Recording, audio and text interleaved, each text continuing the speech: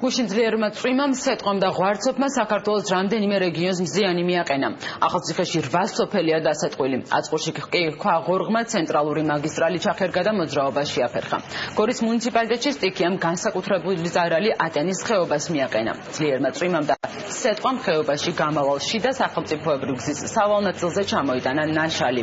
გორის მუნიციპალიტეტის სოფელ სკრაში ადიდა მდინარეს კრა. ადიდებული მდინარე ნაპირებიდან გადმოვიდა და დათბორა მოსახლეობის საკარმი დამონაკვეთები და საფრთხეს უქმნიდა დასახლებას. ადგილზე მობილიზებული იყო რეგიონული განვითარებისა და ინფრასტრუქტურის სამინისტროს შესაბამისი სამსახურები. მუნიციპალიტეტის წარმომადგენლებთან ერთად ჩატარებული სამუშაოს შედეგად გზები უკვე გაწმენდილია და მოძრაობა აღდგენილია.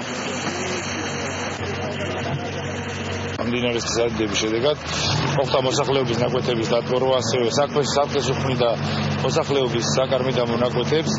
ეხლა აქტიური ჩარევის შედეგად მუნიციპალიტეტის და აგრეთვე ჩვენი სამინისტროს გოჩიტომით ხდება ის, რომ ეს პრობლემა მოგვარდება და შემდეგ რაც კი გაჭირდება მუნიციპალიტეტის დახმარება, რეგიონული განვითარების და ენერგეტიკის სამინისტროს გზად იქნება გაუწიოს მუნიციპალიტეტის ყველანაირი დახმარება.